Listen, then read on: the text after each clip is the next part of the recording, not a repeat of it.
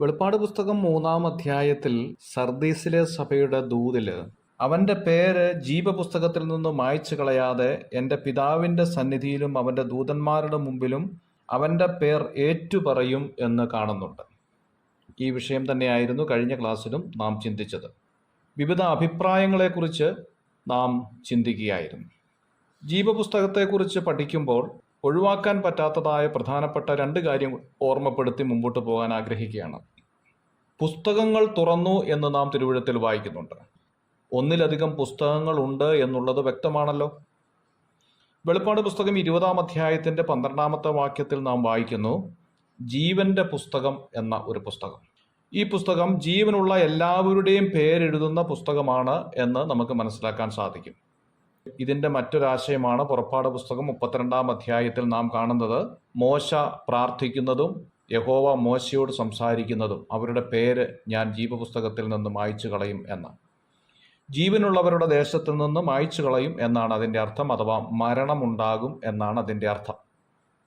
എന്നാൽ മറ്റൊരു പുസ്തകമാണ് ജീവപുസ്തകം. അപ്പോൾ ജീവന്റെ പുസ്തകവും ജീവപുസ്തകവും രണ്ടും രണ്ടാണ്. വെളിപ്പാട് പുസ്തകം 20-ാം അധ്യായം 15-ാം വാക്യത്തിൽ നാം വീണ്ടും കാണുന്നു, പുസ്തകങ്ങൾ തുറന്നു എന്ന് വായിക്കുന്നു.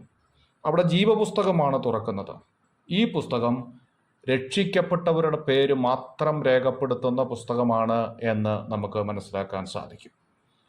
അങ്ങനെ രക്ഷിക്കപ്പെട്ടവരുടെ പേര് മാത്രം രേഖപ്പെടുത്തുന്ന ജീവപുസ്തകം, ആ പുസ്തകത്തിൽ നിന്ന് ഒരിക്കൽ പേരെഴുതി കഴിഞ്ഞാൽ മായ്ച്ചു കളയാനായിട്ട് പറ്റത്തില്ല. എന്നാൽ ജീവന്റെ പുസ്തകത്തിൽ നിന്ന് പേര് മായ്ച്ചു കളയാം. കാരണം ജീവനുള്ള എല്ലാവരുടെയും പേര് അവിടെ ഉണ്ട്. അതിന് മരണം എന്നാണ് പറയുന്നത്. എന്നാൽ ജീവപുസ്തകത്തിൽ പേരെഴുതിയാൽ അത് രക്ഷിക്കപ്പെടുന്നവരുടെ പേരാണ്. ആ പേര് ഒരിക്കലും മായ്ക്കുകയില്ല എന്നാണ്. നാഗൽ സാഹിബ് ഇത് സംബന്ധിച്ചുള്ളതായ മനോഹരമായ ഒരു ഗാനം എഴുതിയത് നമുക്ക് ഏവർക്കും അറിയാവുന്നതാണ്. എൻ്റെ നാമം ജീവപുസ്തകത്തിൽ എഴുതിയിട്ടുണ്ട്, ആരും എടുക്കാത്ത എന്നുള്ള നിലയിൽ. കർത്താവ് പറഞ്ഞു, അധ്വാനിക്കുന്നവരും ഭാരം ചുമക്കുന്നവരുമായുള്ളവരെ നിങ്ങൾ എൻ്റെ അടുക്കൽ വരുവിൻ, ഞാൻ നിങ്ങളെ ആശ്വസിപ്പിക്കാം. എൻ്റെ അടുക്കൽ വരുന്നവനെ ഞാൻ ഒരു നാളും കൈവിടുകയില്ല എന്നും തിരുവെഴുത്തിൽ നാം വായിക്കുന്നുണ്ട്. യേശു കർത്താവ് നമ്മെ വിളിച്ചത് നമ്മളുടെ എല്ലാ ബലഹീനതകളും മനസ്സിലാക്കിയാണ് എന്നുള്ള കാര്യം നാം തിരിച്ചറിയണം. അതല്ല, രക്ഷിക്കപ്പെട്ട് കഴിഞ്ഞാൽ കുറെ കഴിയുമ്പോൾ ഏതെങ്കിലും നിലയിൽ ഒരു ബലഹീനത നമ്മുടെ ജീവിതത്തിൽ ഉണ്ടായാൽ ഉടനെ റബ്ബർ ബാൻഡ് എടുത്ത് നമ്മുടെ പേര് ജീവപുസ്തകത്തിൽ നിന്ന് മായ്ച്ചു കളയുന്ന ഒരു അത്ര ജ്ഞാനി അല്ലാത്ത ഒരു ദൈവമല്ല നമ്മുടെ കർത്താവ്. ഒരു പെൻസിലും റബ്ബർ ബാൻഡുമായിട്ടിരിക്കുന്ന ഒരു യേശു അല്ല നമ്മുടെ കർത്താവ്. മറിച്ച് നമ്മുടെ എല്ലാ ബലഹീനതകളും മനസ്സിലാക്കുന്ന ഒരു ദൈവമാണ്. രക്ഷിക്കപ്പെട്ടതിന് ശേഷം ഞാനും നിങ്ങളും കടന്നു പോകുന്ന എല്ലാ സാഹചര്യങ്ങളും കർത്താവ് അറിയുന്നു. നമ്മുടെ ജീവിതത്തിലുണ്ടാകുന്ന പാപം അത് ഏറ്റുപറയേണ്ടതാണ്. അത് ഏറ്റുപറഞ്ഞില്ല എങ്കിൽ നമുക്ക് ബാലശിക്ഷയുണ്ടാകും എന്നുള്ളത് സത്യമാണ്. ഏറ്റുപറഞ്ഞ് ആത്മസന്തോഷം നമുക്ക് നേടിയെടുക്കണം. ദാവീദ് പറയുന്നുണ്ട്, രക്ഷയുടെ സന്തോഷം എനിക്ക് തിരികെ തരണമേ എന്ന്.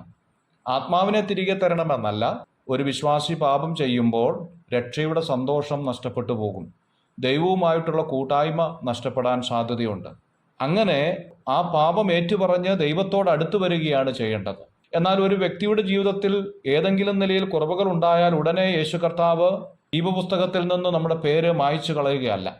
ഇത് വളരെ ശ്രദ്ധിക്കേണ്ടതായ ഒരു കാര്യമാണ്. നമ്മുടെ കർത്താവ് സർവജ്ഞാനിയാണ്. നമ്മുടെ ബലഹീനതകൾ ഉള്ളതുപോലെ മനസ്സിലാക്കുന്ന ഒരു ദൈവമാണ്. അപ്പോൾ തന്നെ ഗൗരവത്തോടെ നാം തിരിച്ചറിയേണ്ടത്, ജീവപുസ്തകത്തിൽ എൻ്റെ പേരെഴുതി എന്നുള്ളത് കൊണ്ട് എനിക്കിനി ഏത് രീതിയിലും ജീവിക്കാം എന്ന ഒരാശയമില്ല. ജീവന്റെ പുസ്തകത്തിൽ പേര് എന്ന് പറഞ്ഞാൽ ജീവിച്ചിരിക്കുന്നവരുടെ എല്ലാവരുടെയും പേര് ആ പുസ്തകത്തിലുണ്ട്. എന്നാൽ ജീവപുസ്തകത്തിൽ പേരുള്ളത് രക്ഷിക്കപ്പെട്ടവരുടെ പേര് മാത്രമേ ഉള്ളൂ. ആ പേര് ഒരിക്കലും ആർക്കും മായ്ക്കാനായിട്ട് കഴിയില്ല എന്നുള്ളതാണ് വാസ്തവം. God bless you.